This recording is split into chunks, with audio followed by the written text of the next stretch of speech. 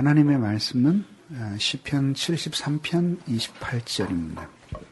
구약성경 854쪽입니다. 하나님께 가까이 함이 내게 복이라.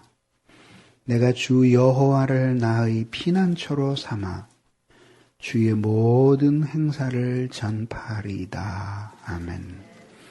하나님께 가까이 함이 내겐 복이라. 기도하겠습니다. 고마우신 하나님 감사합니다. 부족한 저희들을 지켜주셔서 오늘 이 시간에 아버지 하나님 앞에 나와 이처럼 경배하고 예배하게 하시며 이제는 주의 말씀을 저희들이 깨닫는 시간이 되었습니다. 하나님께서 이 시간에 저희들을 홀로 두지 마시고 우리들 찾아오셔서 하나님이 어루만져 주시기를 비옵나이다.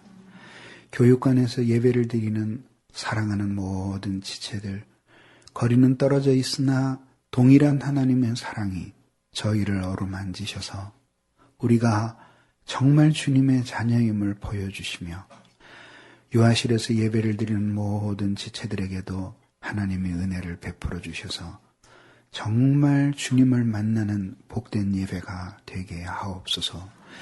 예수님의 이름으로 간절히 기도하옵나이다. 아멘. 우리의 지나간 신앙생활의 경험들을 돌아보면은 어떤 때에는 지금보다 하나님의 말씀을 더 많이 알지도 못했고 또 지금보다 하나님을 더 많이 섬기지도 못했고 부족한 것이 많았던 때인데도 이상하게 행복하던 때가 있었고 또 그때보다 훨씬 더 많은 지식과 틀에 잡힌 신앙생활, 분주하게 많은 섬김에도 불구하고 그때처럼 행복하지 않은 그런 때가 있습니다. 왜 이런 일들이 일어날까? 우리들이 생각하게 되죠. 또 어떤 때는 예전에는 내가 갈 길을 모르는 사람에게 이렇게 걸어가고 이렇게 살면 된다고 잘 가르쳐 주었는데 지금은 내가 그때 가르쳐 주던 사람보다 더 혼란 가운데 있는 이유는 무엇일까? 이런 의문들이 우리의 인생의 길에서 신자인 우리에게 특별히 많이 생겨나게 됩니다. 이것이 어디에서 오는 것일까? 오늘 이 말씀을 드리려고 합니다. 행복을 묻는 그대에게 시리즈를 시작할 때 제가 3번이나 5번쯤 설교가 끝날 거라 그랬는데 오늘이 5번째인데 다음 주까지 한 번 더 함으로써 6번으로서 이제 이 시리즈를 끝내도록 하겠습니다. 신자는 이미 행복에 이르는 길에 들어선 사람입니다.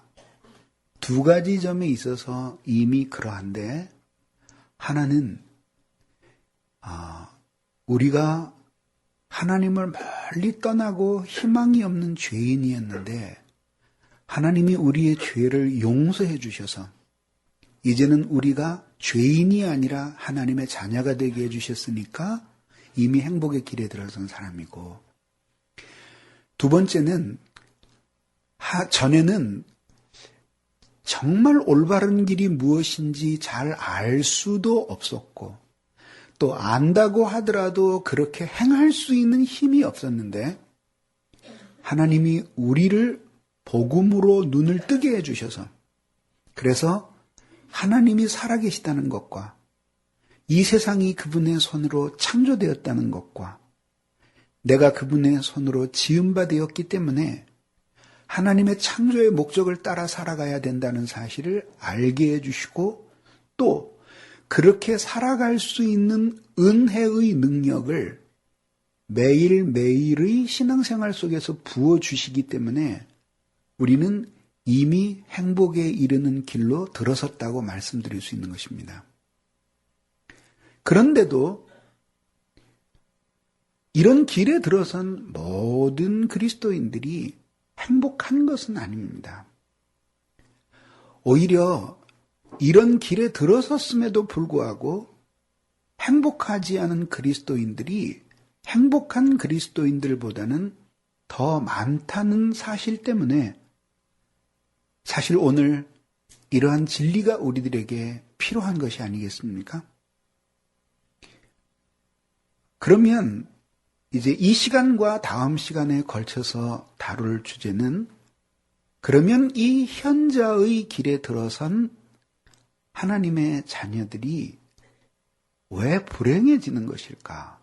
다시 말하면 왜 이미 행복의 길을 알게 하셨고 또 그렇게 행복해질 수 있는 은혜의 능력도 약속되어 있는데 그럼에도 불구하고 하나님의 자녀들이 그 참된 행복의 길에 이르지 못하는 것은 무엇일까? 이 문제를 마지막으로 다루려고 하는 것입니다. 우리는 이 시리즈에서 맨 처음에 이 세상에 존재하는 모든 인간으로부터 시작을 해서 진정한 행복에 이르는 길은 창조주 하나님을 아는 길에 들어서야지만 행복에 갈 수 있다고 말씀을 드림으로써 이제 우리 신자에게 신자로 범위가 좁혀지게 되어서 그래서 행복을 논하게 되었습니다. 비유를 하자면 이 길은 이 행복에 이르는 길에는 두 개의 등불이 필요한데 하나는 지혜의 등불과 또 하나는 사랑의 등불입니다. 그래서 오늘은 첫 번째 등불을 이야기하고 다음 시간에 마지막 등불을 이야기하려고 합니다. 그러면 신자가 이렇게 참된 행복의 길에 들어섰음에도 불구하고 행복하지 않은 것은 이제 지혜가 부족하거나 사랑이 부족할 때 생겨나는 현상이라고 요약할 수 있는 것입니다. 그러면 이 행복에 이르는 길은 한편으로는 빛으로 걸어가는 길이고 또 한편으로는 사랑으로서 걸어가는 길이에요. 즉, 이 길에는 끊임없는 지혜의 빛을 따라서 걸어가는 길이어야 하고 또 가슴 속에 불붙는 사랑을 가지고 걸어가야지만 되는 길이 바로 이 행복에 이르는 길이에요. 그러면 이제 이 빛으로 걸어가는 길, 곧 지혜를 가지고 걸어가는 길이기 때문에 신자라고 할지라도 하나님이 주신 지혜가 마음속에서 사라지게 되면은 이 올바로 이 행복에 이르는 길을 걸어갈 수 없기 때문에 신자가 이 모든 행복에 이르는 길을 알고 또 걸어갈 수 있는 능력이 약속되어 있음에도 불구하고 신자는 행복해지지 않은 사람처럼 살아가게 되는 것입니다. 그러면 이 지혜가 무엇인가? 지혜의 정의에 대해서 생각을 해보자면 이 지혜는 사물을 재는 인간의 영혼 안에 있는 판단의 척도예요. 그러니까 이 지혜는 영혼 안에 있는 기능 중에서 특별히 지성의 기능, 그 가운데서도 사물의 옳고 그름을 재는 판단 능력과 관계가 되는 것이죠. 지금은 먹고 살만해져서 그런 범죄들은 많이 안 하는데 저희 어렸을 때는 도량형을 가지고 사람을 속이는 사람들이 참 많았습니다. 그 당시에 도량형 같은 것들이 있기는 했지만 원시적인 도구들이었잖아요. 여러분 기억날지 모르지만은 이 고기 같은 걸 팔 때 쟁반이 이렇게 달리고 거기다 고기를 얹어놓고 기다란 막대기가 있으면 여기다가 추를 달아서 그걸 이렇게 눈금을 움직이면서 이제 근수를 재잖아요. 이렇게 수평을 이룰 때. 그리고 조금 더 주면은 이제 추가 이렇게 올라가잖아요. 근데 이제 문제는 뭐냐면 이 추가 무엇으로 만들었냐에 따라서 이게 이제 균형이 틀려지는 거죠. 그래서 겉은 분명히 그것이 쇳덩어리로 되어 있고 거기에는 분명히 검사한 기관에서 그거를 이렇게 찍게끔 돼 있단 말이죠. 근데 그런 것들을 속이는 거예요. 그 속에 그 쇠로만 만들어야 되는데 그 속에다가 다른 걸 집어넣는다든지 아니면 뭐 어떻게 만들어서 추의 무게를 공정하지 않게 해서 그래서 이거를 가지고 속이는 거죠. 이런 것들은 이미 그 구약 시대에도 있었기 때문에 이런 저울의 추를 속이고 하는 사람들에 대해서 성경이 아주 심각하게 경고하는 장면들이 나옵니다. 이게 불의한 사람들의 표죠. 실제로 저희 할머니 살아계실 때 제가 아주 초등학교 다닐 때였던 것 같아요.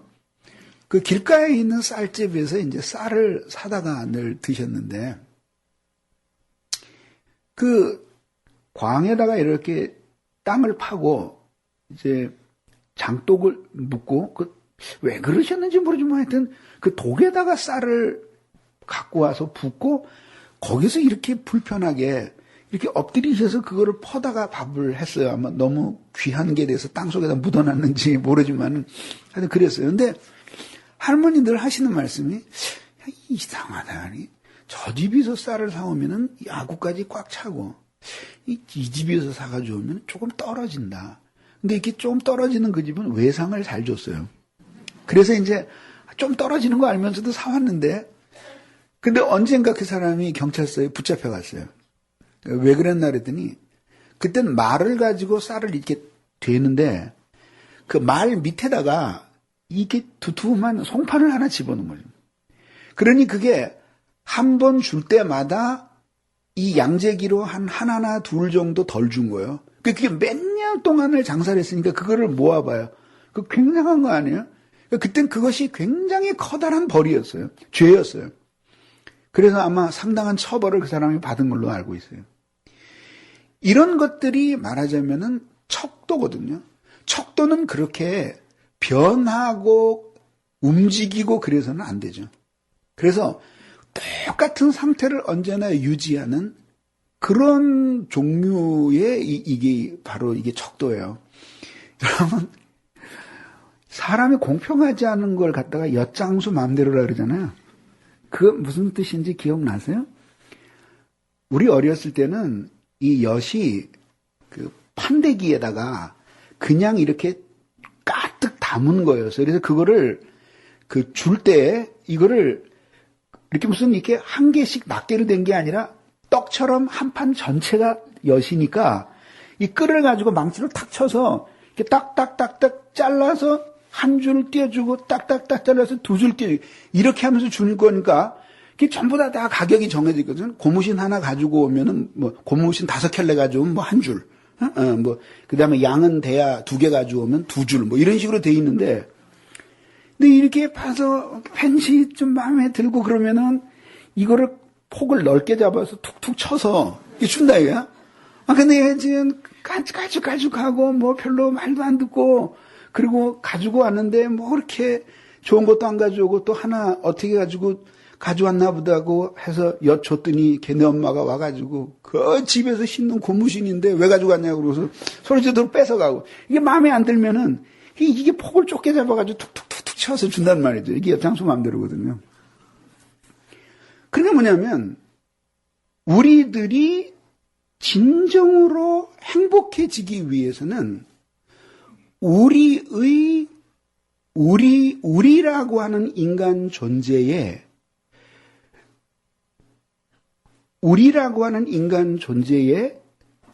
그 어떤 일이나 사물, 이런 모든 것들이 내게 어떤 의미를 가지고 있는지, 이런 것들을 정확하게 잴 수 있어야 되거든요. 그래야지만, 그렇게 해야지만 내가 이게 그 올바른 그 행동을 해서 나의 행복에 기여할 수 있거든요. 저는 뭐 의학적인 지식이 별로 없는 사람이라서 잘 모르겠는데, 우리나라에 어떤 유명한 화가 한 분이 있었는데, 그분이 텔레비에 나와서 인터뷰를 하는 가운데 건강에 대해서 이야기를 하는데, 아주 굉장히 그 후회하는 그 이야기를 해요. 근데 뭐 굉장히 건강하신 분이었는데, 왜 후회를 하냐 그랬더니, 자기가 마늘을 굉장히 많이 먹었다는 거죠. 그 마늘, 그 다음에 로열 젤리. 마늘은 그렇게 안 비싸지만 로열 젤리는 굉장히 비싼 식품이잖아요. 근데 그걸 많이 먹었대요. 근데 나중에 알고 보니까 그 자기가 체질을 A인데 B라고 잘못 판단을 해서 B 체질에 좋은 음식을 많이 먹은 게 자기의 건강에 문제가 있게 됐다. 뭐 그게 의학적으로 그 사람 이야기가 설득력이 있는 건지 없는 건지 뭐 그거는 여기 계신 의사 선생님들이 판단할 문제고. 근데 그러면서 이제 후회를 하는 거죠. 그러니까 자기 체질에는 특히 로열 젤리를 그렇게 많이 먹으면 안 되는 거였는데 자기가 모르고 많이 먹었는데 그게 염려가 된다. 그런 얘기예요. 아주 굉장히 오랫동안 많이 먹었는데 그게 염려가 된다. 진짜 그렇게 염려가 되는 체질이 있는지 그건 나는 모르겠어요. 근데 어쨌든 그렇게 우리가 애정을 가지고 우리의 몸을 위해서 좋은 걸 섭취하려고 해도 우리의 몸이 어떤 몸인지 또 우리의 몸에 섭취하려고 하는 그 음식들이 정확하게 어떤 성분의 것인지를 잴 수 있는 정확한 척도를 갖지 않으면은 우리가 그게 문제가 되는 거죠. 특히 다이어트 하는 사람들이 그렇잖아요. 그래서 나 한 그릇밖에 안 먹었었는데 그 그릇이 요만한 공기냐 양푼이냐 그게 틀린 거지. 그냥 아니 이만한 양푼에다가 그 밥 서너 그릇 집어가지고 넣어서 그냥 막 비벼가지고 먹어도 마지막에 한 그릇이지 물론 한 그릇이라고 얘기할 수 있잖아요. 그러니까 척도가 늘 똑같아야 된다는 거죠. 사물을 보면서 인식하는 것은 우리의 육체적인 감각기관이에요. 이걸 보고 꽃이라고 이야기하고 물이라고 이야기하고 나무라고 이야기해요. 이런 거는 비교적 어느 정도 정확해요. 완전히 정확하지 않지만 그래도 거의 정확하죠. 이런 것들을 자연적 판단이라 그래요. 근데 이제 이 도덕적인 판단은 그렇게 쉽지가 않아요. 쉽지가 않아요. 그래서 여러분들이 사람을 많이 사랑해도 그 사람을 정확하게 못 봐. 네, 콩깍지가 쓰여있기 때문에 못 보는 거죠. 또 어떤 사람을 미워해도 정확하게 못 봐. 왜냐하면 그것도 또 콩깍지가 씌었기 때문이죠. 그러니까 미워하고 좋아하는 것이 먼저 앞서갔기 때문에 그 사랑과 미움에 눈이 어두워져서 그래서 정확하게 그것들을 판단하지 못하게 되는 거죠. 지혜는 그런 것으로부터 나를 보호해주는 역할을 하게 되는 것이죠. 보호해주는 역할을 하게 되는 것이죠. 그래서 지혜로운 사람들은 항상 인생을 살아가면서 어떤 사물들이나 사람, 그리고 존재하는 내 밖에 있는 많은 것들이 있을 때 자연적으로 인식할 뿐만 아니라 그것이 내 인생이 행복을 향해 걸어가는데 어떤 의미를 가지고 있는지를 판단하는 그 척도를 가지고 있는 거죠. 근데 그 척도는 기분이 좋으면 늘어나고 기분이 나쁘면 줄어드는 그런 척도가 아니에요. 변덕이 심한 사람들이라는 건 어떤 사람이냐면 자기한테 조금 좋게 해주고 호감을 주면 이 척도가 이렇게 줄어들어. 그래가지고 뭐냐면은 이 사람의 좋음을 재봐라 그랬더니 요만해졌기 때문에 이 사람은 장점이 요만큼밖에 없는데 자가 요만해졌으니까 5배나 많아지는 거야. 그러니까 이 사람은 굉장히 좋은 사람이라는. 근데 그 다음날 좀 열받은 일이 생겨났어요. 그다음에 자가 이렇게 늘어난 거야. 그래서 딱 5분의 1. 그런 거야. 형편없는 사람이라고 말해. 그런 식으로 재는 거예요. 이런 사람들이 바로 지혜가 모자라는 사람이에요. 그런 거에 흔들리면 안 되거든요. 흔들리지 않고 딱 재어서 와서 살살 그리고 김밥을 수없이 싸도, 김밥 산다는 말 알죠? 이렇게 아부하는 거야. 이렇게. 김밥을 수없이 싸도, 그 김밥을 아무리 싸도, 이게 항상 정확해. 탁! 너는 반자. 그 다음날 와서, 나를 굉장히 열받게 한 거야. 딱 그래도 반자. 언제나 이 사람의 가치는 자기에게 딱 반자예요. 그런데 사람만 그렇게 재는 게 아니라 물건을 그렇게 잴 수 있는 거예요. 살아가는데 돈이 많이 생겼어요. 근데 이 사람이 이 영혼의 상태가 건강하고 그래서 지혜를 소유하고 있어요. 창조의 목적이 무엇인지 알고 자기가 하나님께로부터 창조된 것과 하나님의 자녀인 것과 어떻게 살아야 되는 것을 알아요. 그러니까 그 사람 안에 불변하는 자아가 있어요. 그걸 가지고 돈을 딱 재보는 거예요. 요거는 나에게 있어서 이런 의미를 가지고 있는 거. 돈이 많을 때에도 그 자를 딱 가지고 재어서 이 돈이 나한테 할 수 있는 일은 이런 것이고 그리고 이 돈은 어떻게 사용하면 내게 독이 되고 이걸 정확하게 재는데 돈이 없을 때에도 또 정확하게 이렇게 되는 거예요. 없지만 있다면 재면 이렇게 될 거다. 이런 것들을 항상 똑같이 가지고 있는 것을 가리켜서 지혜가 있다라고 얘기를 합니다. 지혜가 있다. 응? 지혜가 있다.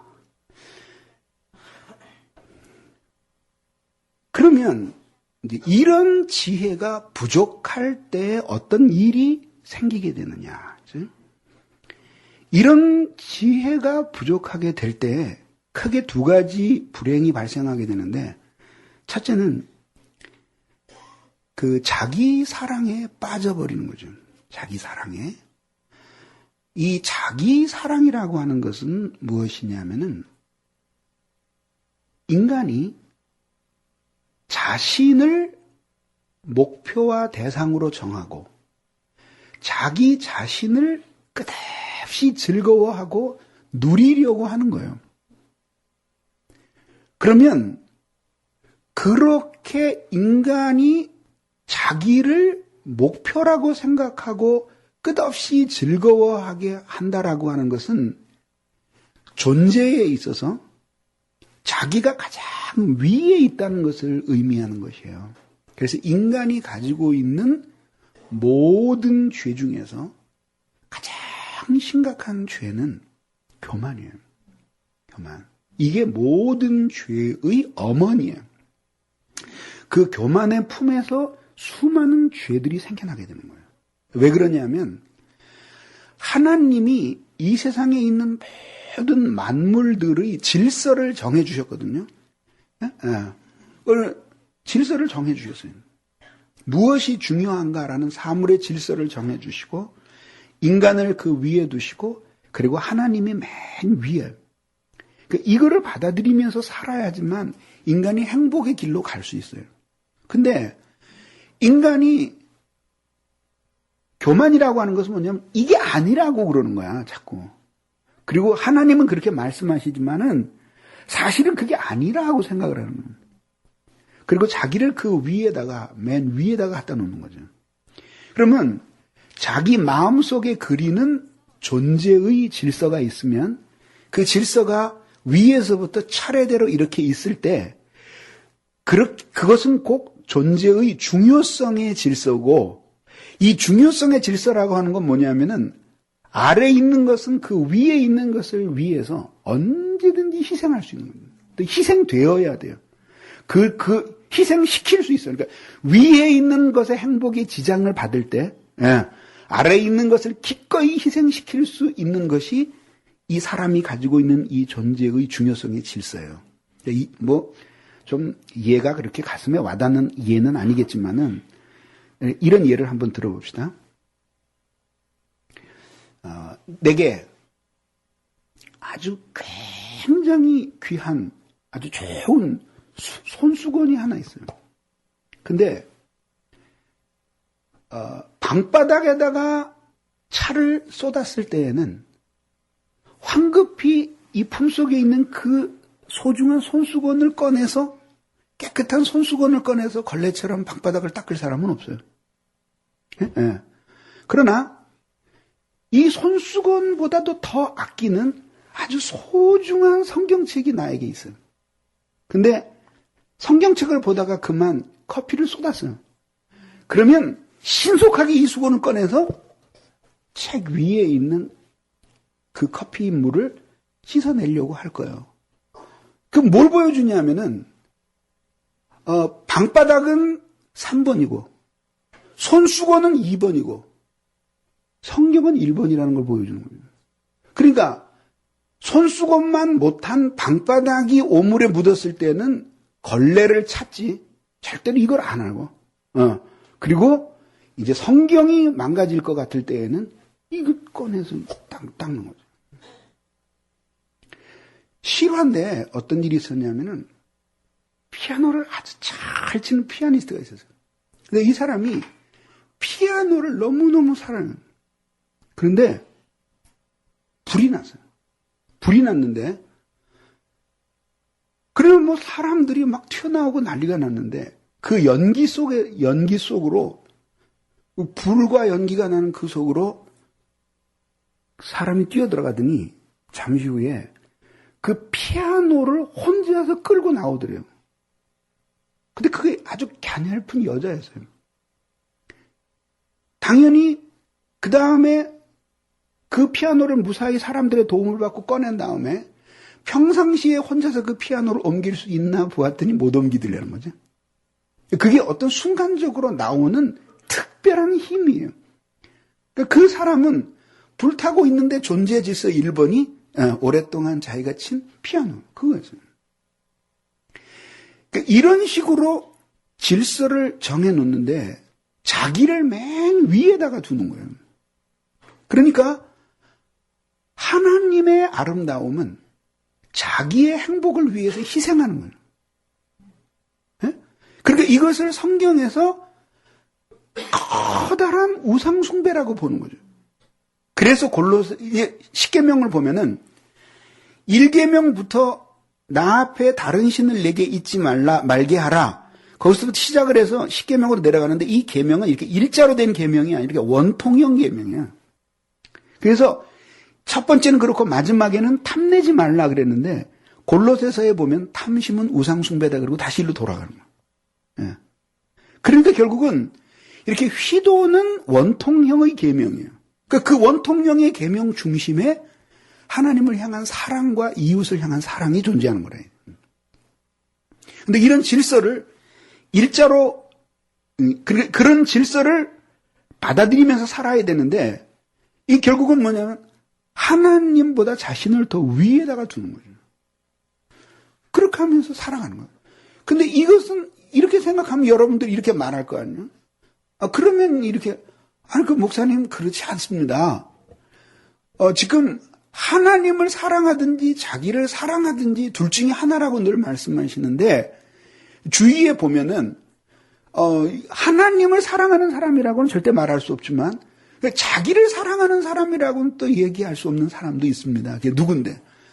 부모를 너무 사랑하는 효자, 가족을 너무 사랑하는 그 가족 사랑하는 사람, 또 자기 이념을 사랑하는 사람, 또 사회를 사랑하는 사람도 있지 않습니까? 근데 그거는 변형된 자기 사랑이에요. 그러니까 자기 사랑에도 종류가 여러 가지예요. 가장 나쁜 형태가 고유한 자기 사랑이에요. 나밖에 몰라. 그래서 나 이외에 아무도 모르고 오직 나밖에 몰라요. 자식을 팔아서라도 자기만 먹고 입고 쓰고 하려고 하는 극단적인 이기주의자. 이게 가장 나쁘죠. 사실 그런 사람은 많지 않아요. 왜냐하면 자기를 사랑하려면 자기 주위에 있는 사람도 좀 사랑해줘야 되거든요. 부인도 계속 사랑해줘야지. 그래서 자기를 사랑할 수 있는 힘을 공급받을 수 있도록 밥이라도 해줄 거 아니에요. 그러니까 그렇게 해서 결국은 이 사랑이 확정이 되는 거예요. 그래서 자기가 좋으니까 가족도 사랑하는 거고, 지가 행복에 도움이 되니까 친구도 사랑하는 거고, 자기에게 도움이 되니까, 그러니까 모두 사랑하고 이렇게 되는 거예요. 결국은 중심축 자체는 자기 사랑이라. 그죠? 회심이라고 하는 것은 뭐냐면 이 중심축이 하나님께로 옮겨가는 거죠. 예. 그래서 전에는 자기를 중심으로 사랑의 원을 그려갔는데 그 다음에는 하나님을 중심으로 사랑의 원을 그려가는 거예요. 예. 이 세상에 무너질 나라는 바로 자기를 중심축으로 해서 원을 그리는 나라이고 완성될 하나님의 나라는 하나님 사랑을 중심으로 원을 그리는 나라예요. 그러니까 이 나라에는 평화가 있을 수 있는데 이 나라에는 평화가 있을 수 없어요. 왜냐하면 이 나라에는 중심축이 하나야. 그래서 지멋대로 하다가도 회개하고는 그 축으로 다시 돌아가. 그 축으로 다시 돌아가. 여러분이 갈등을 일으키고 막 교회에서 이러다가도 깊이 은혜를 받고 회개하면 한 마음이 돼요. 왜 그런지 아세요? 내가 저 사람한테 맞춰줘서 그런 게 아니라 생각을 다른 사람들이 각자 자기 깃발 꽂고 원을 그리다가 회개하고 싹 쓸어버리고 깃발 꺾고 십자가 깃발 하나로 모이니까 이제 모두 이해가 되는 거예요. 그런데 이 나라는 어떤 나라야? 이 중심축이 하나만 있는 나라가 아니라 100만 명이 있으면 100만 개가 있는 나라야. 그 원을 그리다 보면 원이 충돌을 해야 안 해요? 충돌을 하죠. 그러니까 평화를 원하는 것은 하나님의 나라에서도 평화를 원하고 세상 나라에서도 평화를 원하는데 세상 나라는 이러한 사랑의 속성 때문에 평화가 있을 수가 없는 거죠. 반드시 충돌을 일으키는 거예요. 그래서 끊임없는 전쟁과 고통들이 따르게 되는 거예요. 이런 사랑의 질서를 버리고 하나님 사랑의 질서로 돌아오는 거예요. 근데 신자가 그러면 하나의 사랑의 질서 속으로 들어온 신자가 지혜를 소유하고 있으면 다시 또 자기 중심적인 사랑의 질서를 세우는 것이 얼마나 자신의 영혼을 불행하게 하고 그리고 자기의 인생의 고통을 가져오게 되는지를 알아요. 근데 그만 지혜가 사라지면은 지혜가 사라지고 나면 차가운 지식만 남아. 하나님이 창조하셨다. 살아계시다. 내가 있다. 내가 하나님 앞에 불순종하면 안 된다. 그러다간 혼나지. 근데 이거는 지식일 뿐이고 이게 실제 삶에 있어서는 호박씨를 까는 거야. 에?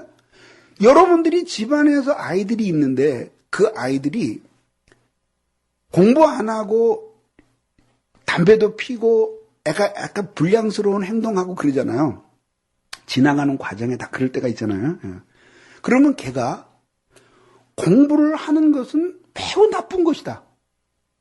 엄마 말을 잘 듣는 것은 썩을 놈들이 하는 짓이다. 이러한 확신을 갖고 있기 때문에 그 짓을 하는 게 아니라 여기에는 남아있어요. 엄마 말을 그래도 들어야 되는데 내가 이렇게 공부 안 하고 농땡이 치다가 몇 년 뒤에 진짜 눈물 흘리고 후회하지. 야, 이러다가 내 인생 진짜 끝장나는 거 아니야? 이런 생각은 남아있는데 이게 가슴으로 내려와서 그 사람을 충분히 움직여야지만 이것을 지혜라고 이야기하는데 이게 안 움직이고 여기에 남아있는 거예요. 그러니까 그러면서 호박씨 까는 거예요. 공부 안 하고 농땡이 치고 지 하고 싶은 대로 해. 옳다고 믿어서 그렇게 하는 게 아니라 그럼 너 옳지 않은데 왜 그러니? 네가 다 아는데 왜 그러니? 너 그러면 돼 안 돼? 안 되지. 근데 왜 그러니? 그럼 애들은 간단해. 좋은 걸 어떻게 해? 그게 답이에요. 그러니까 옳다는 생각과 내가 좋아하는 것은 따로 있는 거예요. 그러니까 그렇게 가게 되는 거죠. 결국 이 자기 사랑이라고 하는 것은 바로 이러한 특성을 가지고 있는 거예요. 그래서 지혜가 사라지게 되면은 자기 사랑에 빠지게 되거든요. 그러면 결국은 하나님을 자기 밑에다가 두는 삶을 실제로 살아가게 되는 거죠. 생각에선 안 그래도 실제 실천하는 삶에 있어서는 그런 식으로 살아가게 되는 거예요. 그럼 하나님을 등지지 않을 수가 없게 되는 것이고 그렇게 될 때에 결국은 인간이 행복해질 수 있느냐 하면 행복해질 수 없는 거거든요. 왜냐하면 인간의 행복이라고 하는 것, 인간의 영혼의 쉼이라고 하는 것은 바로 자신의 질서로 딱 돌아갔을 때, 그때에 비로소 그런 쉼과 행복을 누릴 수 있기 때문이죠. 지혜가 부족할 때 일어나는 또 하나의 현상은 뭐냐면은 허탄한 것을 위해서 헌신하게 되는 것이죠. 허탄하다라고 하는 것은 뭐냐면 아무것도 없는 그 가치가 없는 허무한 일에 엄청난 중요성을 부여하면서 거기에 몸과 마음을 바치는 것을 가리키는 거죠. 그렇게 되면 행복을 향해 인간이 착실하게 행복이라고 하는 그 자체는 이게 이동하는 개념이거든요. 그러니까 어디 가면 이제 행복하다. 그런 거 아니거든요. 늘 말씀드리지만 이 세상에서 불안하고 고통받던 때에 비하면 회개하고 예수님의 품에 안기면 행복이지. 근데 예수님의 품에 안겨서 호박씨 까는 삶을 살면 다시 불안해져요. 그게 오늘날 신자들의 우울한 삶이에요. 예? 우울한 삶이에요. 어떤 사람이 인터넷에다가 글을 올렸는데 목사님 설교를 듣고 있으면 참 답답하대요. 왜 그러냐 그랬더니 우리가 언제까지 깨어져야 되냐. 내가 오늘 답하고 싶어. 죽을 때까지.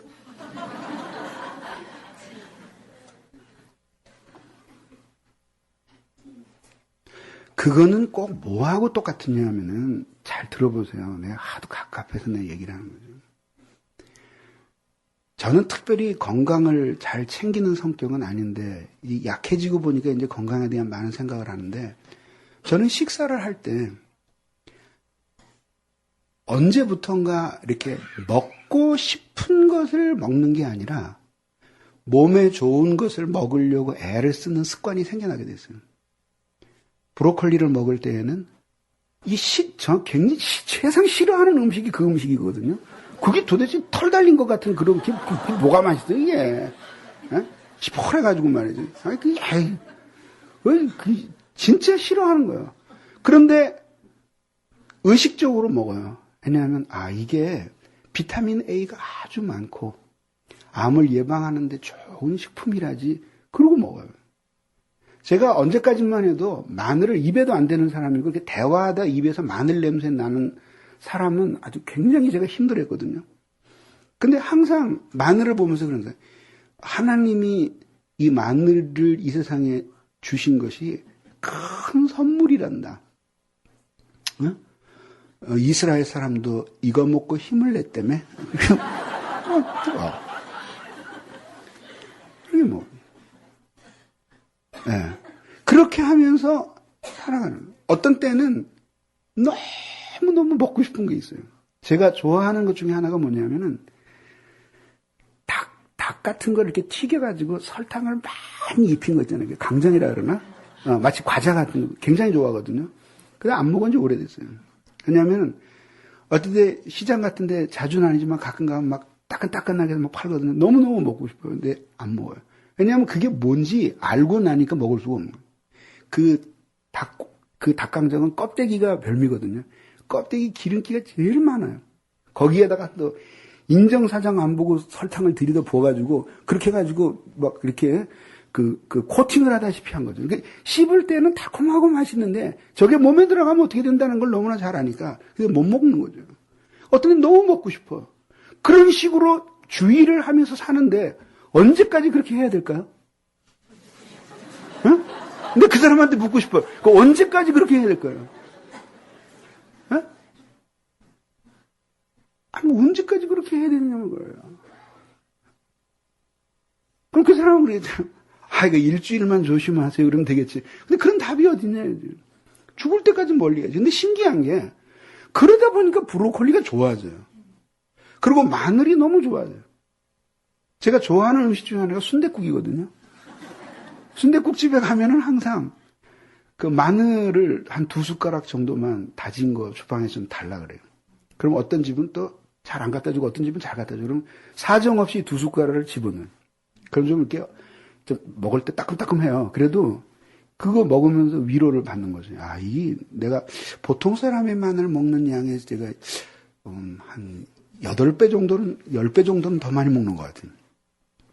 그러니까, 이게 몸에 좋대지. 그래서 뭐, 먹는 거죠. 그러다 보니까 마늘이 좋아지는 거예요.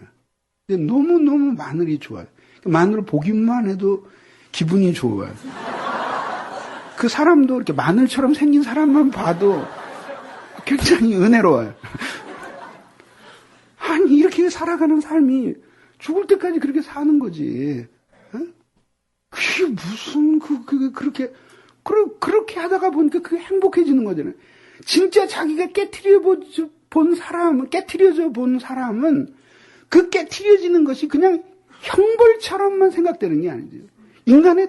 우리가 신앙생활하면서 정말 진실한 행복이 어디서 나오냐면은 깨트려질 때. 오, 주님, 날 이끄소서.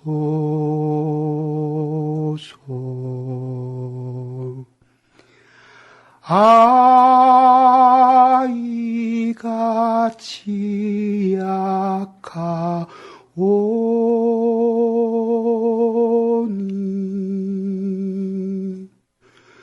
두 손 잡아 이끄시사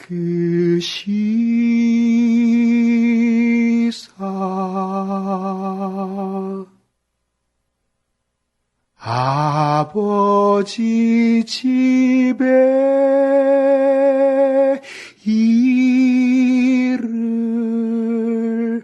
때까지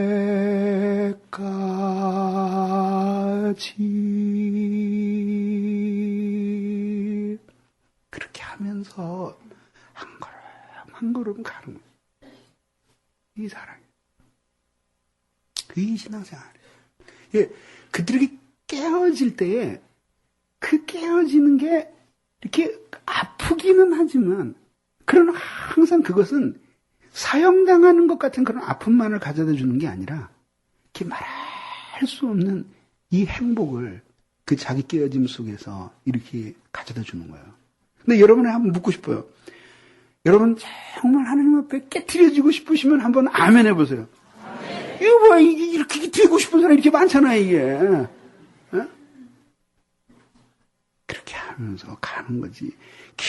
깨트려지는 게 무슨 뭐 살처럼 떼어내는 것처럼 3살 돋아나요. 걱정하지 마세요. 근데 허탄한 것에 헌신을 하는 거예요. 왜 허탄한 것에 헌신하냐 하면은 지혜가 사라지니까 허탄한 게 그럴 가치가 있다고 생각을 하게 되는 거예요. 그래서 거기에 몸과 마음을 바치게 되는 거예요. 수없이 많지만 그 중에 몇 가지만 예를 들어볼게요. 첫째, 사치예요, 사치. 사치는 뭐냐면은 분에 넘치는 영화와 영광을 즐거워하는 마음의 작용이에요. 그리고 그것을 계속 원하는 마음의 소원이에요. 근데 사실 그렇게 많은 것들 속에서 사치스러워지게 된다라고 하는 것은 갈 길을 잃어버린다고 하는 의미가 그 속에 있는 거죠. 이 사치는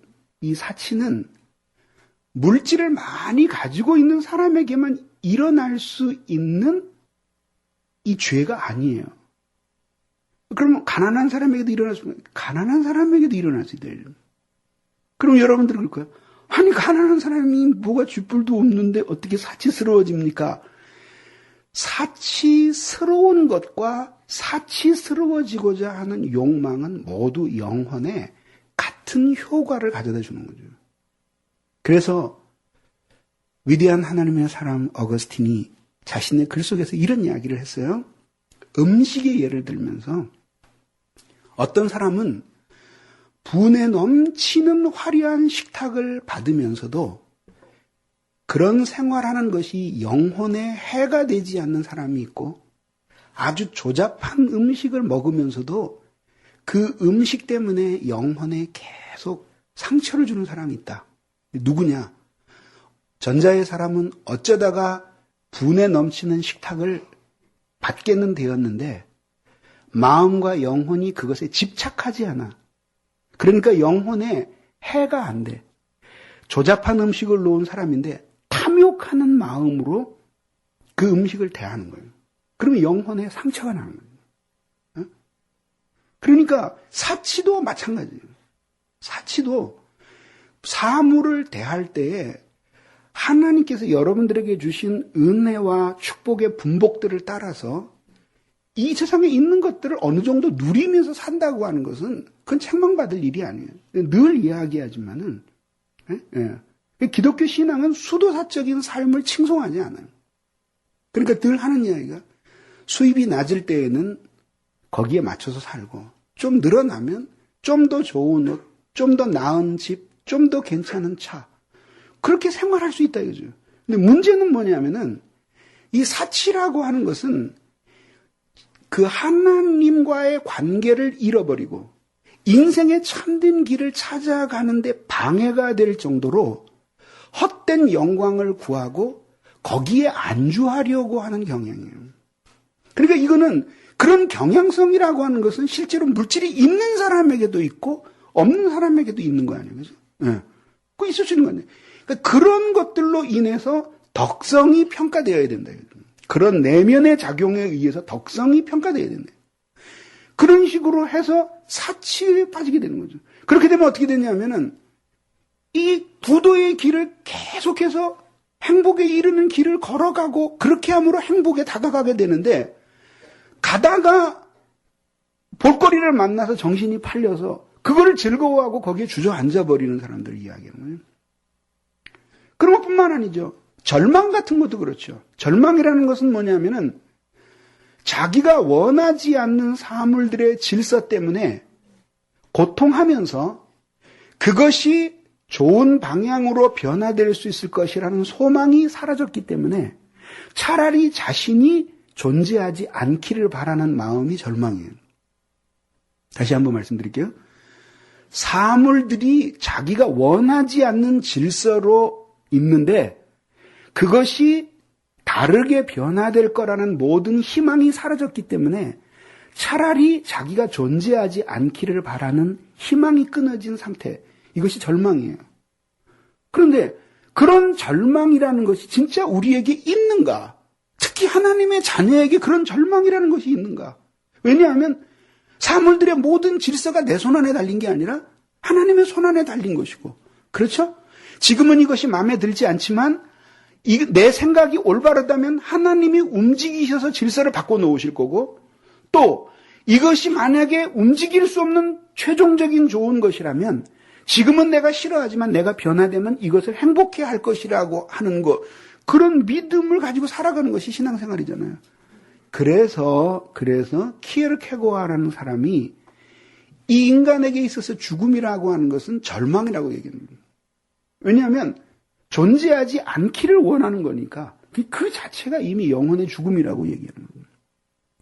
그뿐만이 아니죠. 또 예를 들자면 미움 같은 거잖아요. 내가 누가 미워요. 그러면 내가 그를 미워하면 그 사람도 불쌍한 사람이잖아요. 나한테 미움을 계속 당하니까 불쌍하잖아요. 그러면은 그 사람 불쌍하면 그 사람의 부모도 불쌍할 거 아니야. 자식을 어디 회사에 보냈더니 사람들이 죽으라고 자기 아들을 미워하는 거야.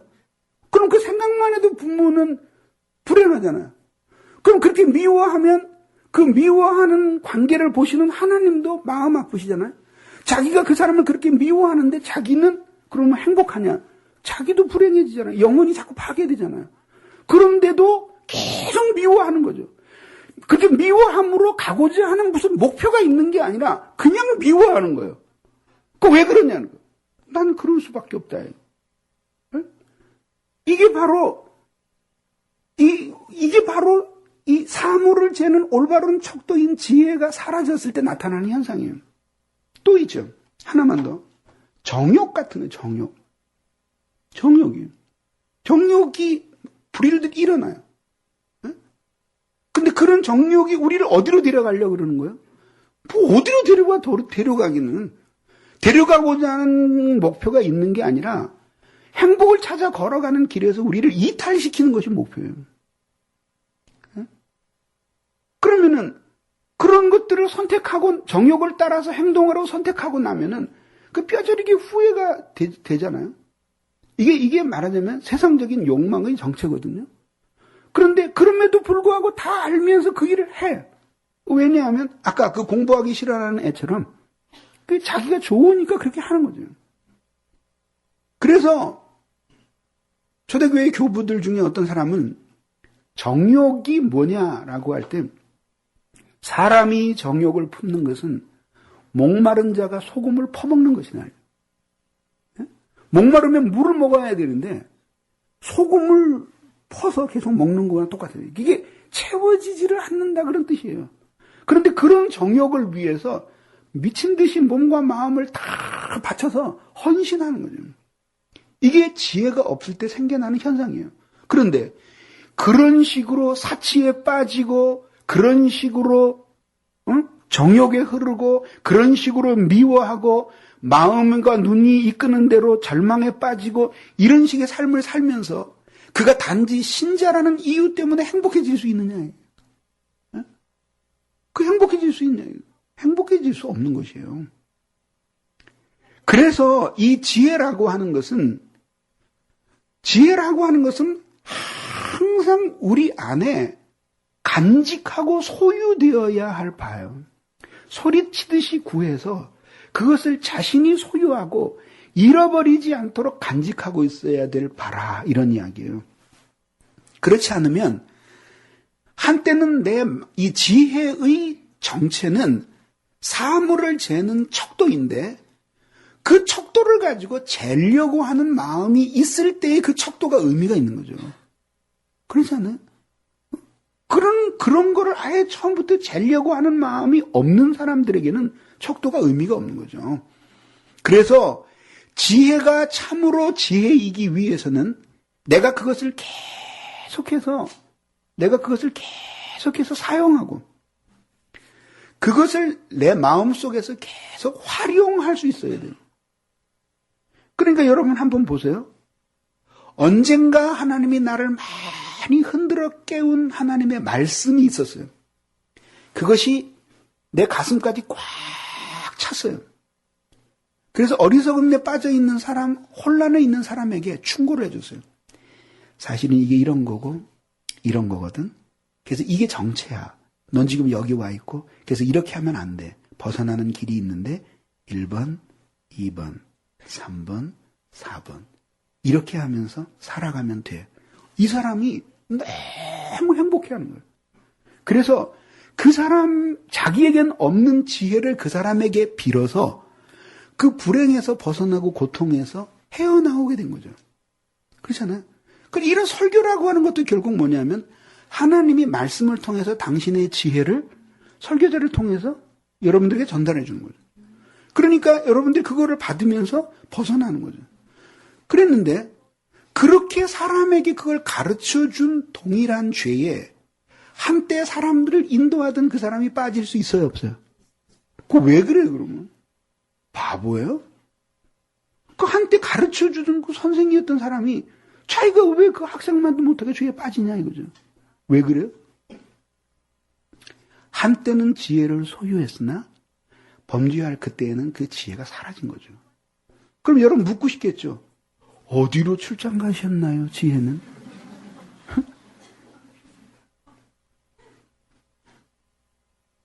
들락날락해요.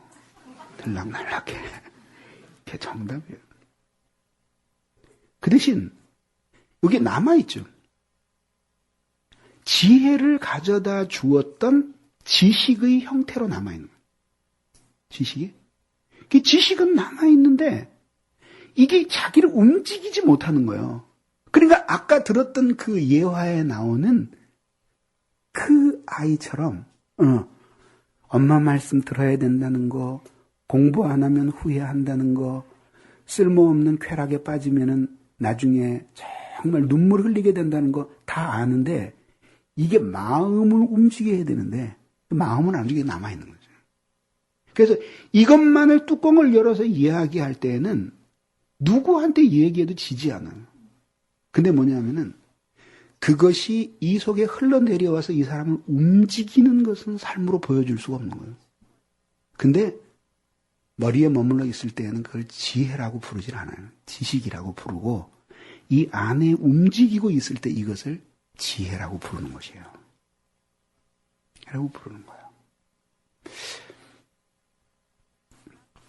지혜라고 부르는 거예요.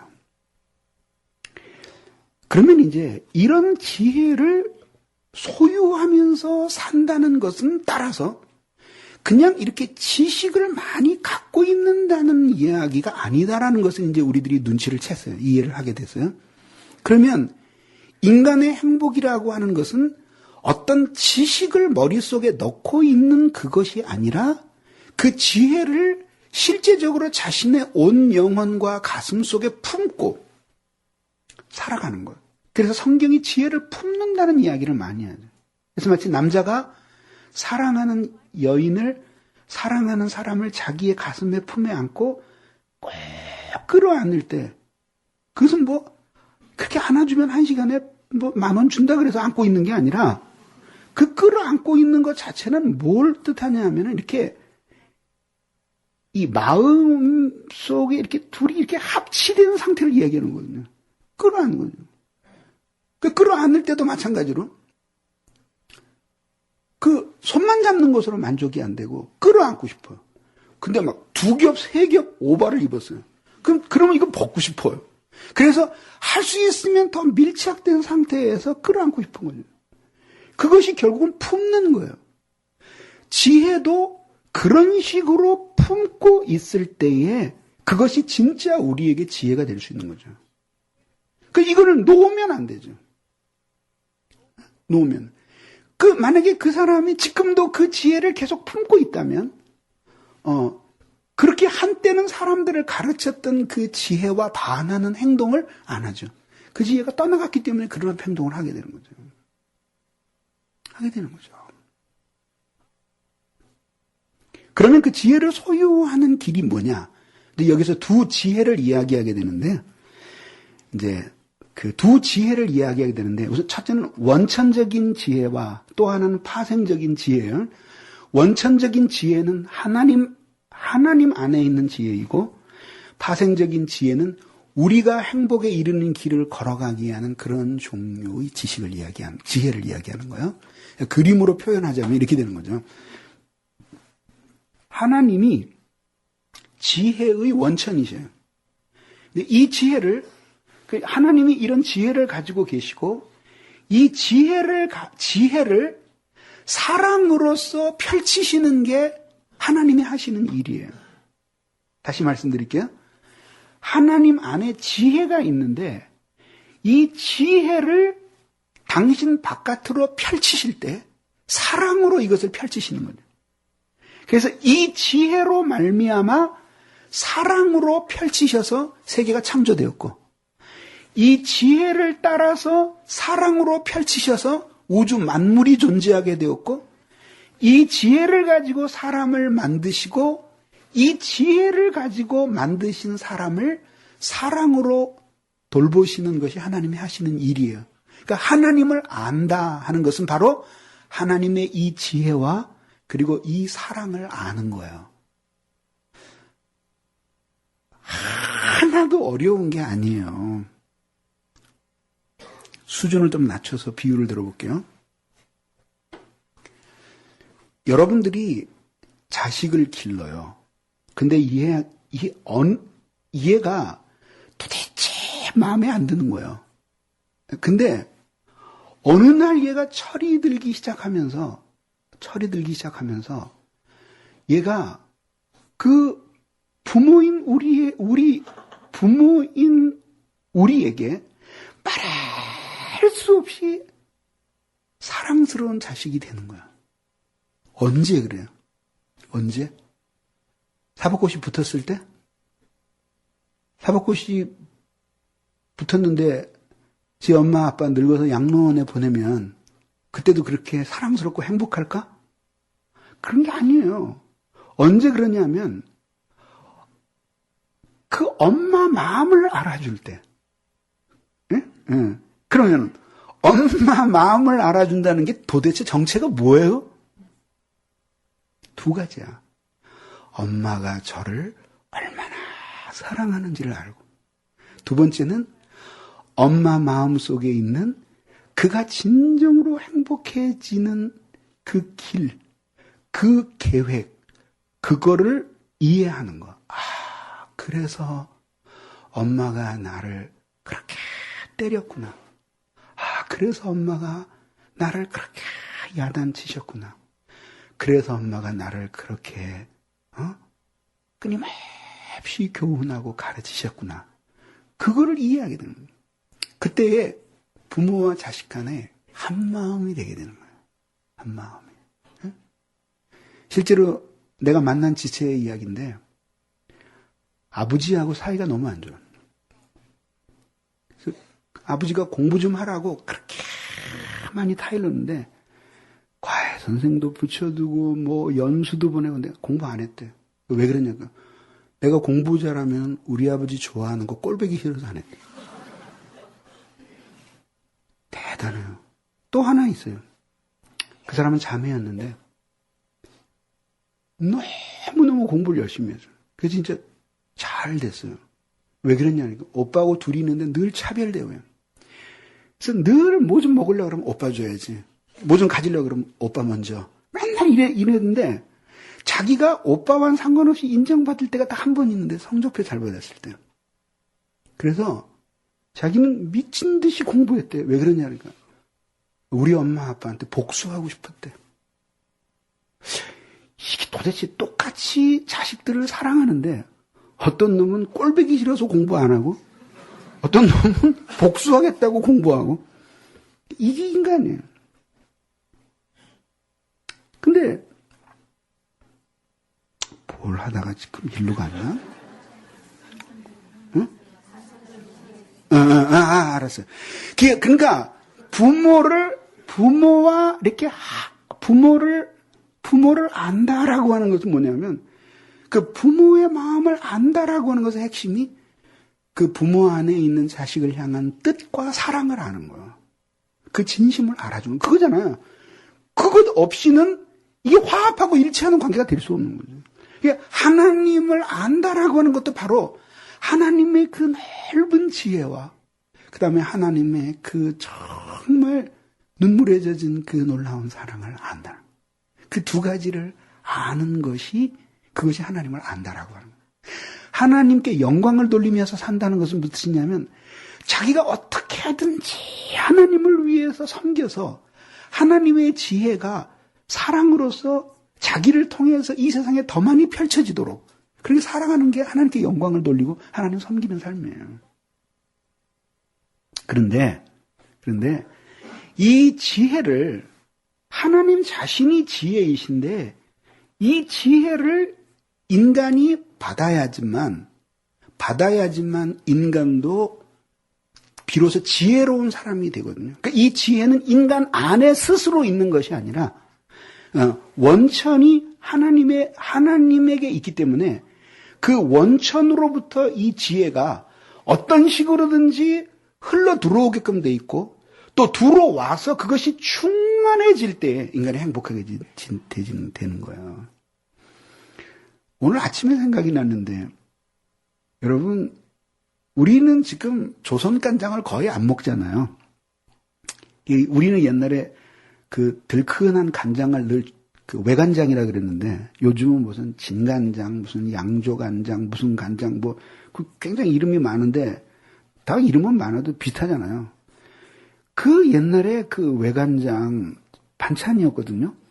그래서 밥에다가 그 외간장 좀 집어넣어가지고 막 비벼서, 그래서 그 온 동네 그 그릇 들고 돌아다니면서 밥 먹고 그랬잖아요. 근데 그 우리 어렸을 때 동네에 외간장 파는 아저씨가 있었어요. 외간장 파는 아저씨인데 그 통이 나무로 만든 통에다가 외간장을 담아가지고 와서 간장 사려, 그리고 이제 자전거를 타고 지나가. 그러면 이제 사람들이 간장 좀 주세요. 그러고 와요. 근데 오면 항상 이렇게 뭘 하나, 병을 하나씩 들고 와요. 용기가 없으니까. 근데 그 아저씨는 참 이상한 아저씨인데 왜 그랬는지 그 간장을 줄 때는 우리 생각에는 그냥 퍼서 주든지 아니면 뭐 그때 통이 없었으니까 그 뭐 이렇게 밸브를 해가지고 이렇게 해서 뭐 해주지 그러면 될 텐데 그 아저씨 꼭 입으로 호수를 빨아. 그래가지고 간장에다가 호수 고무 호수 하나 뻘건 거 집어넣고 입으로 쭉 빨아가지고 간장이 이렇게 띡띡 떨어지면 그 다음 병에다 이렇게 꽂았는데 아줌마들은 그거 전혀 개의하지 않고 그 아저씨 침 들어간 간장을 늘 사다가 먹었어요. 바로 이렇게 원래 통에 있는 간장이 그 고무호수를 통해서 작은 병에 옮겨지듯이 하나님 자신이 지혜의 원천이신데 어떠한 연결을 통해서 이것이 사람에게로 흘러 들어오게 되는데 창조될 때부터 이렇게 흘러 들어와서 넣어주셨고 근데 이런 것들이 들어오게 되는데 이쪽에 있는 지혜를 이쪽으로 이렇게 전달해주는 이러한 호수와 같은 역할을 하는 게 뭐냐면은 그게 진리예요, 진리.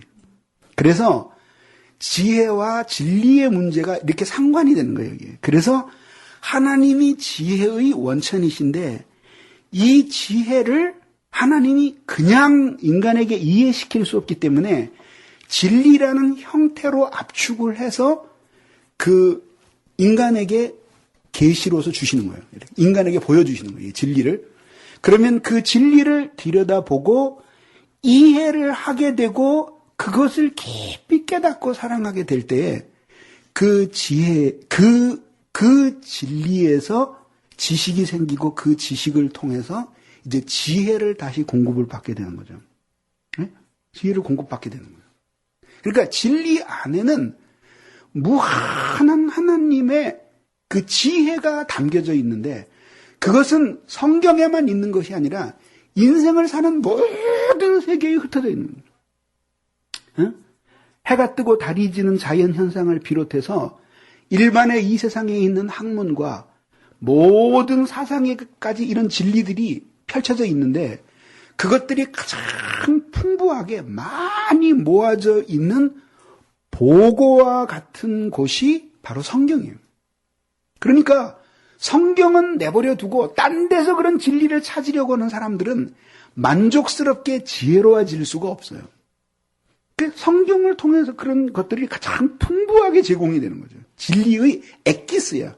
그러니까 그 진리의 말씀을 진리를 통해서 그 진리를 잘 이해하고 깨닫게 될 때에 지혜가 생겨나게 되는 거예요.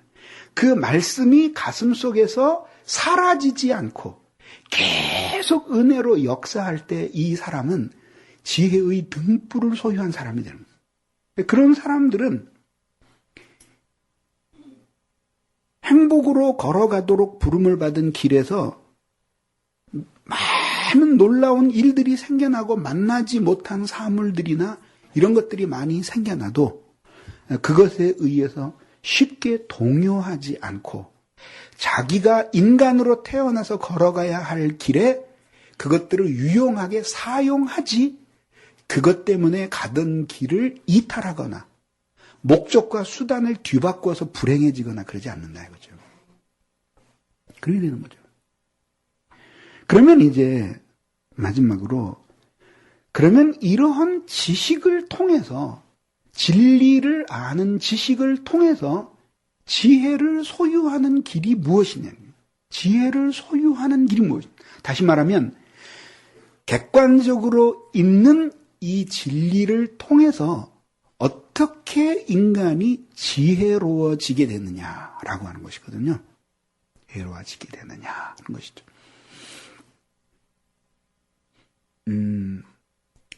진리는 항상 간결하고 명료해요.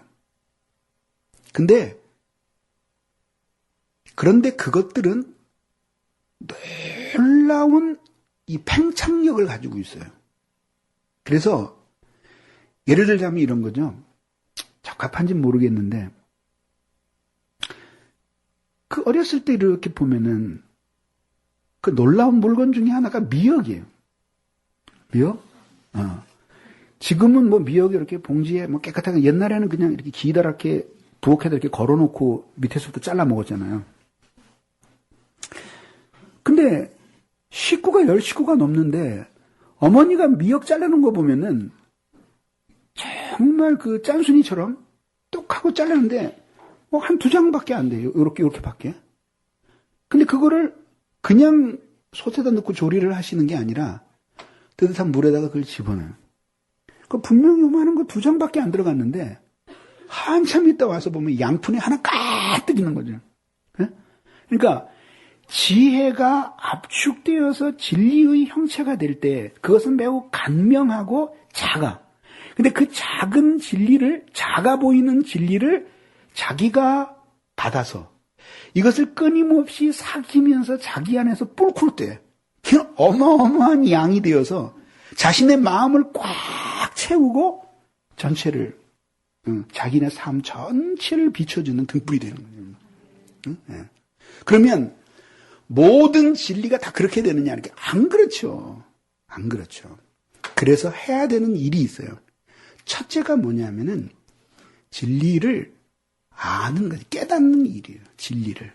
그러니까 진리를 깨달아야지만 그 사람이 지혜로워질 수 있는 것이에요. 진리를 깨달아야지만 그 사람이 지혜로워질 수 있는 거죠. 그러니까 행복에 이르기를 원하는 모든 사람은 끊임없이 자신의 인생의 본분이 학생으로 태어난 것처럼 이 세상에 가치가 적은 학문이 아니라 진짜 우리가 무엇을 믿어야 하고 그리고 하나님이 이 세상을 창조하셨다면은 내가 어떻게 살아야 하는가 이거를 정확하게 배워나가는 것 이것을 평생 해야 할 자세라고 하는 것을 우리들이 기억을 해야 되는 겁니다. 우리 아들이 과체중이어서 늘 고민하다가 결심을 하고 18kg를 뺐어요. 그러니까 걔를 보고 부러워하던 자매들이 물었어요. 야, 너 어떻게 이렇게 살을 뺐냐? 그러더니 우리 아들이 뭐라 그랬냐면 누나, 살을 빼려면 칼로리 A4 용지 2장을 외워야 돼. 계란 하나 100칼로리, 커피 한 잔 50칼로리, 라면 국물까지 먹으면 650, 건더기만 먹으면 400. 다 적어서 2페이지를 외워요. 2페이지를. 그래서 이 속에 패러다임이 다 들어가서 이런 걸 딱 보면 50칼로리. 요거 국물까지 먹으면 650. 건더기만 먹으면 400. 계란 100칼로리, 커피 50. 그다음에 무설탕 커피 10칼로리. 뭐 이런 식으로 해가지고 다 외우고 있어요. 그러니까 그렇게 하는 게 싫다. 그러면은 비만에 걸리고 일찍 죽고 몸의 형체가 망가지는 걸 그냥 감수하면서 살기로 한 사람이에요. 그런 사람은 행복해질 권리가 없는 거죠. 그래서 하나님의 말씀을 잘 깨닫는 거예요. 그러니까 어떤 사람들은 뭐 그냥 말씀만 그 깨달으면 최고냐 그러는데 아니 최고 아니에요.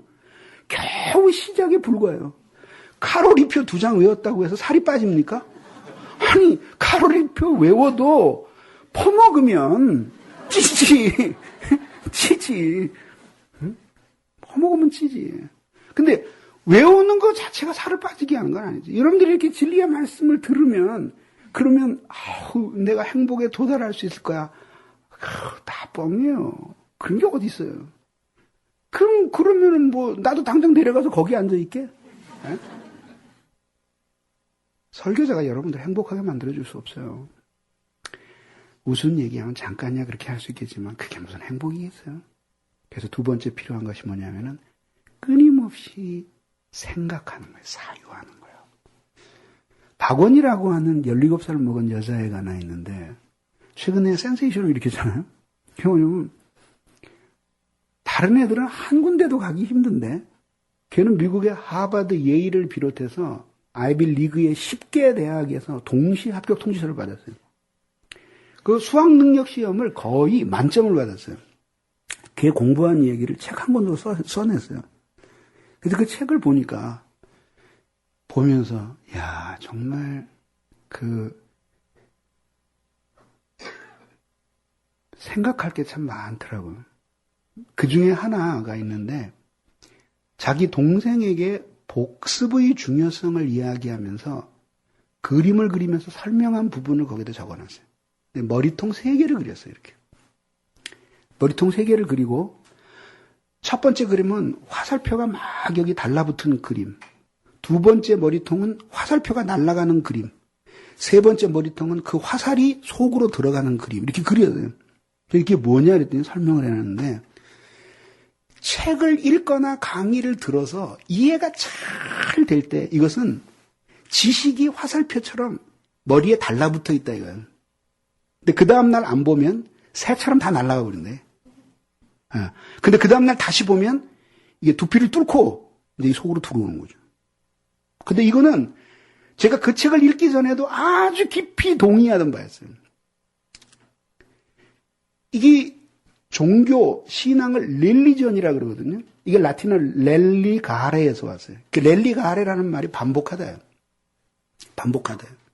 그러니까 무슨 뜻이냐면은 이게 어떤 진리를 깨닫게 되었으면 그거를 계속해서 반복을 해야 돼요. 근데 그것도 1년 들은 다음에 3년 후에 반복을 하는 거는 그건 좋은 게 아니에요. 그래서 이거 사람들에게 잘 안 가르쳐 주는 건데 여러분들에게만 특별히 가르쳐 주는 거예요?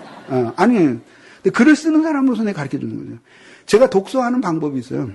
그게 뭐냐면은 오늘 1페이지부터 100페이지 읽었어요. 그럼 내일은 101페이지부터 읽겠구나. 아니에요. 내일은 100페이지, 1페이지부터 다시 시작을 하는 거야.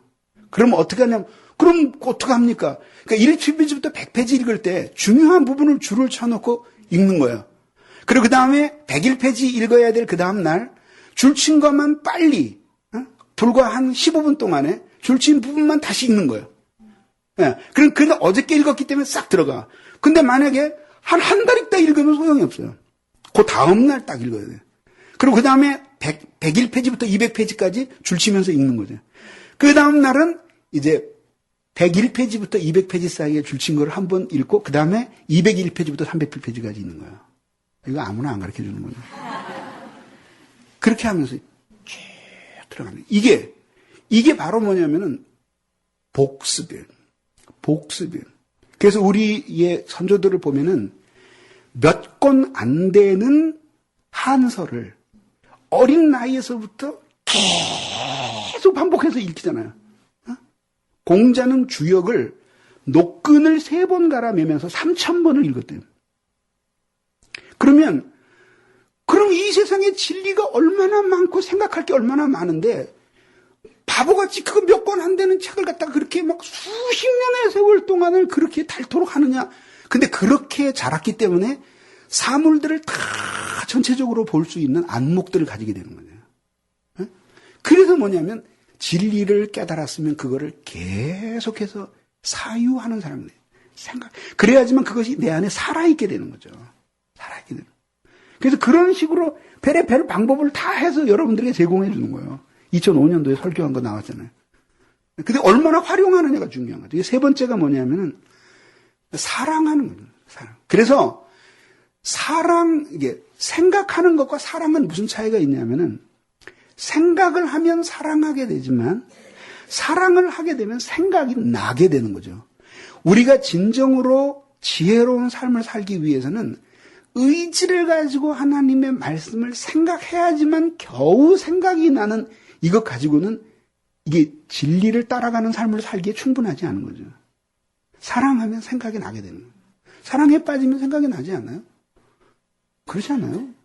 아침에 눈 탁 뜰 때 제일 먼저 뭐가 생각이 나요? 밤에 잠자기 전에 뭐가 생각이 나요? 그거 사랑하는 거예요. 목사님, 저는 아침에도 깜깜하고 밤에도 깜깜한데요. 아무것도 사랑 안 하네, 그러면 난 말할 수 있어요. 당신의 삶은 매우 무미건조하고 재미가 없는 삶이고 아침에 일어나면 기대도 없고 밤에 잠자리에 들 때는 후회도 없는 그런 아주 지리한 삶일 거예요. 재미 하나도 없는 삶이에요. 교회는 그런 사람에게 삶의 활기를 불어넣는 진리를 통해서 활기를 불어넣는 아멘. 마지막에 네 번째가 뭐냐면 그걸 실천하는 거예요. 실천하는. 이 실천은 반드시 희생이 뒤따르게 되는 거죠. 희생이 뒤따르게 되는 거죠. 그러니까 절대로 고통을 두려워하거나 아니면은 희생하기를 싫어하거나 진리가 있는데 옳은데 좋은데 그것을 실행하는 데 들어갈 수고가 크거나 희생이 있다는 이유 때문에 그것을 실천하지 않는 삶으로서는 진정으로 지혜를 소유함으로써 행복에 이를 수가 없는 거죠. 그럴 수가 없는 것이에요. 그래서 끊임없이 실천해야 되는 거예요. 실천해야 돼요. 그러니까 끊임없이 실천해야 돼요. 되게 살 많이 찐 사람들이 이게 살을 빼야지 그러는데 항상 그 결심을 언제 확고히 하냐 하면 배가 부른 다음에 그때 확고히 하는 거예요. 그래서 좀 더 드시죠 그럴 때 좀 그만 먹어야지 이제 절제해야 됩니다. 근데 이미 절제하고 싶은 게 아니라 더 이상 절제를 안 할 수가 없게끔 꽉 찼어.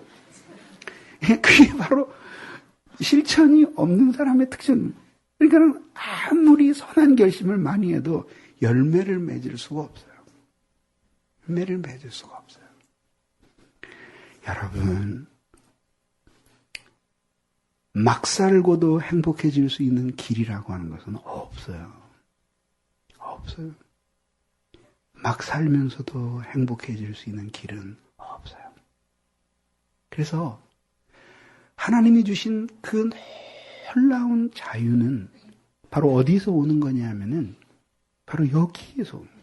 이 진리 안에서 실천하는 삶.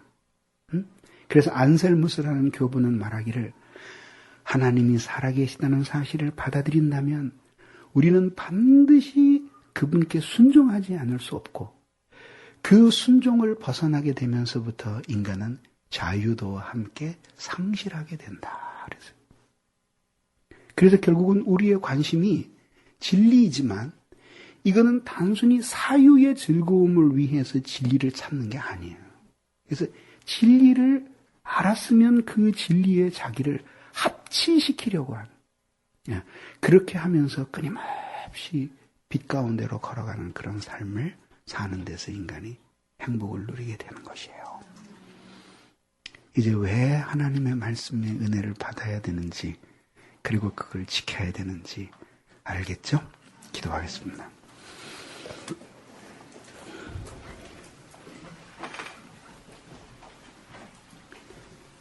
이 시간에 우리 같이 한번 기도하시겠습니다. 기도할 때 하나님 우리에게 은혜를 내려주시옵소서. 우리를 새롭게 해주시옵소서. 참으로 저희들을 진리의 말씀으로 지혜롭게 해주시옵소서. 그래서 행복에 이르게 해주시옵소서. 같이 기도하겠습니다. 사랑이 많으신 아버지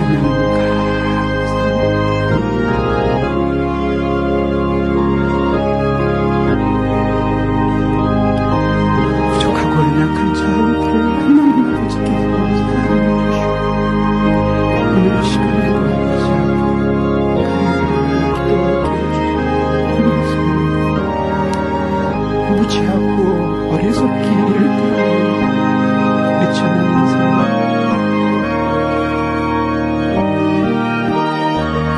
그 진리로 깨우시고 그 사랑으로 이를 깨우셔서 아버지 살게 해주시옵소서. 자비하신 주 은혜를 내려주시옵소서. 그래서 매 순간 불변하시며 영원하시고 사랑이 많으신 우리 주를 의지하고 주님께 받아들여지기를 사모합니다. 길을 걷게 해주시옵소서. 하나님 아이같이 미련하고 약한 저를 붙든 주님을 생각하고 있지 마시고 저를 버려두지 마시고 그 빛 가운데 살고 사람들에게 믿지만 이루어질수록 하나님 도와주시옵소서. 은혜 베풀어 주시기를 간절히 원합니다. 주님 도와주옵소서. 아버지 새롭게 해주시기를 원하옵나이다. 주께서 도와주시고 아버지 하나님께서 변화시켜 주셔서 주 앞에 새로워지도록 도와주시옵소서. 주 은혜를 내려주옵소서. 은혜를 내려주옵소서.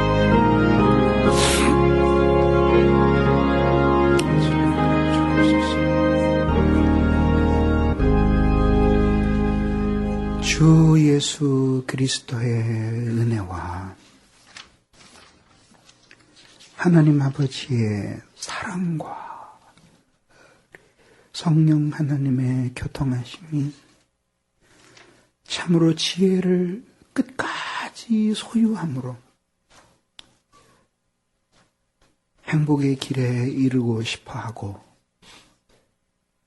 창조와 구원의 목적을 따라 살고 싶어하는 사랑하는 주의 자녀들 위해 이제로부터 영원히 함께 있어지이다.